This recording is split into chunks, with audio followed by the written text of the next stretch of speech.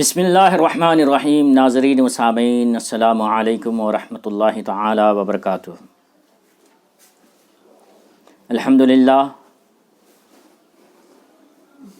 الحمدللہ رب العالمین والعاقبۃ للمتقین والصلاۃ والسلام علی سید الانبیاء والمرسلین وعلی آلہ وصحبہ اجمعین، اما بعد۔ فوائد الفوات کی دوسری جلد سے 26ویں مجلس پڑھنے کی سعادت حاصل کریں گے۔ حضرت خواجہ امیر حسن اعلیٰ سجزی رحمۃ اللہ تعالی علیہ فوائد الفوات کی دوسری جلد 26ویں مجلس میں فرماتے ہیں، اسی سال جمادی الثانی کے مہینے کی 12ویں تاریخ منگل کو قدم بوسی کی دولت ہاتھ آئی۔ فاتحہ کا ذکر آیا۔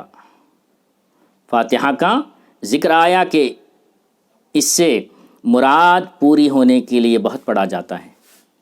فاتحہ کو مراد پوری ہونے کے لیے بہت پڑھا جاتا ہے۔ ارشاد ہوا کہ جس کسی کو کوئی مہم اور مشکل کام درپیش ہو، فاتحہ کو اس طرح پڑھے۔ جس کسی کو کہ کوئی مہم ہو، کوئی مشکل کام درپیش آئے، کوئی مشکل کام اس کا آئے تو وہ کیا کرے؟ فاتحہ کو جو طریقہ بتایا جا رہا ہے اس طریقے سے پڑھے تو انشاءاللہ اس کا کام، اس کی مشکل آسان ہوگی۔ کیا ہے؟ پہلے بسم اللہ الرحمن الرحیم پڑھے اور الرحیم کے میم کو الحمدللہ کے لام کے ساتھ ملا کر پڑھے۔ بسم اللہ کے میم کو الحمدللہ کے لام سے ملا کر پڑھے، یعنی اس طرح بسم اللہ الرحمن الرحیم الحمدللہ رب العالمین، یوں پڑھے۔ بسم اللہ الرحمن الرحیم الحمدللہ رب العالمین۔ جب یہاں پہنچے الرحمن الرحیم پر تو الرحمن الرحیم کو 3 مرتبہ پڑھے۔ الرحمن الرحیم کو 3 مرتبہ پڑھے۔ اب اور جب سورت پوری ہو جائے تو 3 دفعہ آمین کہے۔ 3 دفعہ آمین کہے۔ حق تعالیٰ اس کی مہم کو پورا فرمائے گا۔ حق تعالیٰ اس کے کام کو پورا فرماتا ہے۔ میں وہ جو طریقہ ہے وہ میں پڑھ کے سناتا ہوں۔ بسم اللہ الرحمن الرحیم الحمدللہ رب العالمین الرحمن الرحیم الرحمن الرحیم الرحمن الرحیم مالک یوم الدین ایاک نعبد و ایاک نستعین اہدنا الصراط المستقیم صراط الذین انعمت علیہم غیر المغضوب علیہم ولا الضالین آمین آمین آمین، اس طرح پڑھے۔ فاتحہ کے ہی ذکر میں ارشاد ہوا، فاتحہ کے ذکر ہی میں ارشاد ہوا کہ جو کچھ پورے قرآن مجید میں ہے وہ 10 چیزیں ہیں۔ قرآن میں کیا ہیں؟ 10 چیزوں کا بیان ہے، اور ان 10 چیزوں میں سے 8 چیزیں فاتحہ میں موجود ہیں۔ قرآن میں جو 10 چیزیں ہیں ان میں سے 8 چیزیں سورہ فاتحہ میں موجود ہیں۔ وہ 10 چیزیں جو قرآن میں ہیں کون سی ہیں؟ 10 چیزیں جو قرآن میں ہیں وہ کون سی ہیں؟ فرمایا ذات، صفات، افعال، آخرت کا ذکر، تزکیہ، تخلیہ، اولیاء کا ذکر، دشمنوں کا ذکر، جہاد کا ذکر اور احکام شرع کا ذکر۔ 10 چیزیں قرآن مقدس میں موجود ہیں۔ 10 چیزیں، ذات، صفات، افعال، آخرت کا ذکر، تزکیہ، تخلیہ، اولیاء کا ذکر، دشمنوں کا ذکر، کافروں سے جہاد کا ذکر اور احکام شرع۔ 10 چیزیں قرآن مجید میں موجود ہیں۔ ان 10 میں سے 8 چیزیں سورہ فاتحہ میں موجود ہیں۔ پھر فرمایا کہ ان 10 چیزوں میں سے 8 چیزیں سورہ فاتحہ میں موجود ہیں، سورہ فاتحہ میں موجود ہیں۔ وہ کیا ہیں؟ جیسے الحمدللہ رب العالمین، تمام تعریفیں اللہ کے لیے ہیں۔ یہاں اللہ ذات کا ذکر ہے۔ رب العالمین جو پالنے تمام عالمین کا پالنے والا ہے.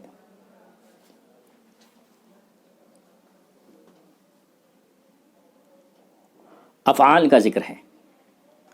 الرحمن الرحیم جو رحمان الرحیم ہے، صفات کا ذکر ہے. مالکی یوم الدین آخرت کے دن کا مالک، آخرت کا ذکر ہے. ایاک نعبد، ایاک نعبد میں تزکیہ ہے. و ایاک نستعین میں تخلیہ ہے. کیا ہے؟ ایاک نعبد میں تزکیہ ہے، تزکیہ نفس ہوتا ہے.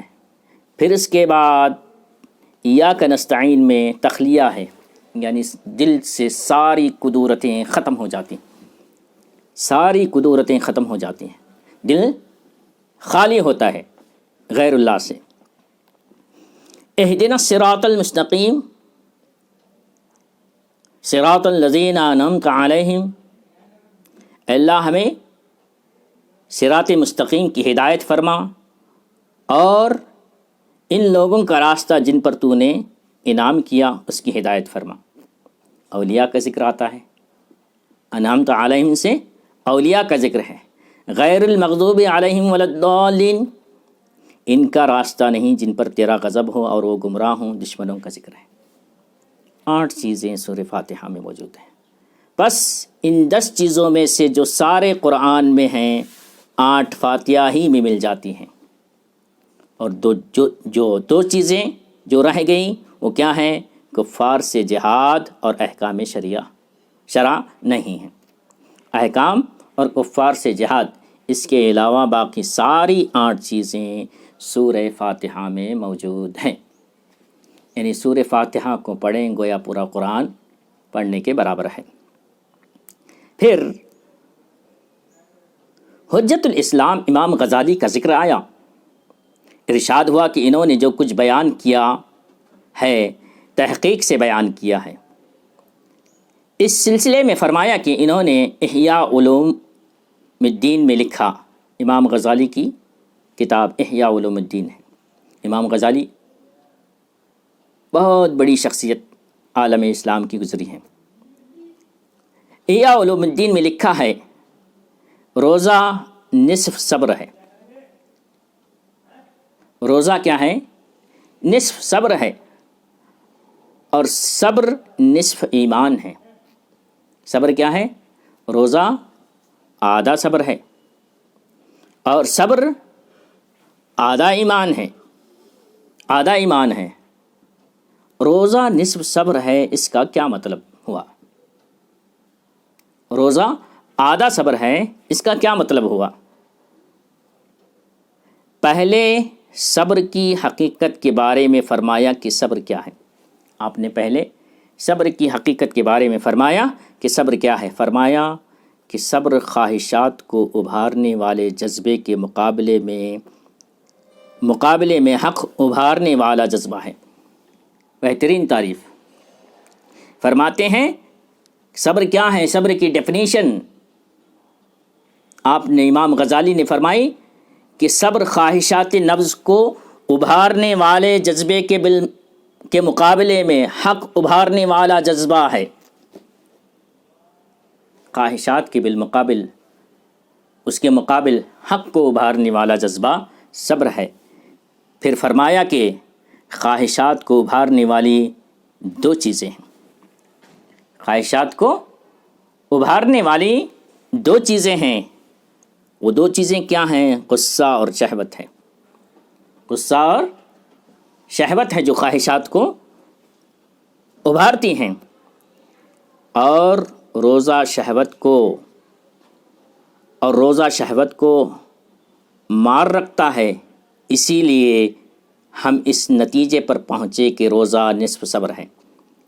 روزہ کیا ہے؟ شہوت کو مار دیتا ہے. خواہشات کو ابھارنے والی 2 چیزیں ہیں غصہ اور شہوت، اور روزہ شہوت کو مار رکھتا ہے. اس لیے ہم اس نتیجے پر پہنچے کہ روزہ نصف صبر آدھا صبر ہے. اور دوسرے انہوں نے یہ جو کہا صبر نصف ایمان ہے، تو یہ اس وجہ سے کہا کہ ایمان کی صفات دو ہیں۔ آدھا صبر کو آدھا ایمان کہا، اس کی وجہ کیا ہے؟ یہ اس وجہ سے کہا کہ ایمان کی صفات دو ہیں، عقائد اور اعمال۔ عقائد اور اعمال، عقائد اور اعمال، صبر ایمان کا نصف یوں ہوا، پہلے عقائد ہیں پھر اعمال ہیں، ان پہ صبر جو ہے اس طرح جو ہے صبر ایمان کا نصف اس طرح ہوا۔ اتنی بہترین وضاحت امام غزالی رحمۃ اللہ تعالی علیہ نے بیان کی، جس کو سلطان المشائخ نظام الدین اولیاء محبوب الہی نے اسے نقل کیا، اسے بیان کیا۔ بولے روزہ نصف صبر ہے اور صبر جو ہے نصف ایمان ہے۔ کس طرح ہوا یہ ساری ڈیٹیل بہت ہی خوبصورت انداز میں امام غزالی نے ہمیں سمجھا دیا۔ پھر شیخ شہاب الدین سہروردی قدس اللہ سرہ العزیز کی کتاب عوارف کا ذکر آیا۔ ارشاد ہوا کہ میں نے عوارف کے 5 باب شیخ کبیر فرید الدین قدس اللہ سرہ العزیز کے سامنے پڑھے ہیں۔ فرماتے ہیں کہ میں نے عوارف معارف تصوف پر لکھی جانے والی بہت نایاب کتاب ہے شیخ شہاب الدین سہروردی کی۔ فرماتے ہیں نظام الدین اولیاء نے فرمایا کہ میں 5 باب شیخ الاسلام فرید الدین گنج شکر کے سامنے میں نے 5 باب فوائد الفوات کے عوارف المعارف کے پڑھے ہیں۔ اس کے بعد فرمایا کہ وہ بھی کیا بیان ہوتا جو حضرت فرماتے تھے، وہ بھی کیا بیان ہوتا جو حضرت فرماتے تھے، ایسا بیان کسی اور سے ہرگز ممکن نہیں۔ بارہا ان کے ذوق بیان میں آدمی ایسا کھو جاتا تھا کہ جی چاہتا تھا کیا ہی اچھا ہو کہ اسی وقت دم نکل جائے، کیا ہی اچھا ہوتا کہ اسی وقت دم نکل جائے، ایسا ذوق ہوتا۔ اس کے بعد فرمایا کہ جب یہ کتاب شیخ کی خدمت میں پیش کی گئی تو اسی روز شیخ کے یہاں صاحبزادے پیدا ہوئے تھے، ان کا لقب شہاب الدین رکھ دیا۔ دیکھیں کتنی محبت ہے، ان کے یہاں لڑکے پیدا ہوئے بابا فرید کے یہاں، تو انہوں نے اپنے بیٹے کا نام ہی اس کی مناسبت سے شہاب الدین رکھا گیا۔ پھر اس کا ذکر آیا کہ جو بات کسی بزرگ اور صاحب نعمت سے سنی جائے اس کی لذت ہی کچھ اور ہوتی ہے۔ جو بات کسی صاحب نعمت سے سنی جاتی ہے اس بات کا مزہ، اس بات کی لذت ہی کچھ اور ہوتی ہے۔ اگر وہی بات کسی اور سے سنی جائے تو کچھ مزہ نہیں دیتی، کچھ مزہ نہیں دیتی، گویا اس بات کا سرچشمہ معرفت کے نور سے روشن ہوتا ہے، اس بات کا سرچشمہ معرفت کے نور سے روشن ہوتا ہے۔ سبحان اللہ۔ اس سلسلے میں حکایت بیان فرمائی کہ ایک صالح اور صاحب نعمت بزرگ کسی مسجد میں امامت کرتے تھے۔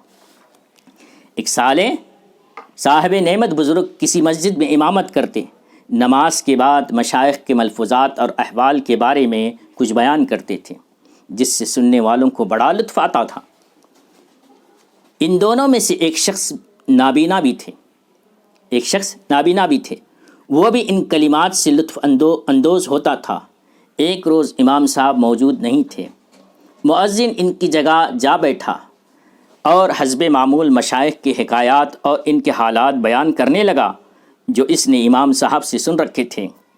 جب اس مؤذن کی آواز نابینا کے کان میں گئی تو پوچھنے لگا کہ یہ مشائخ کی باتیں اور ان کی حکایت کون بیان کر رہا ہے، کون بیان کر رہا ہے؟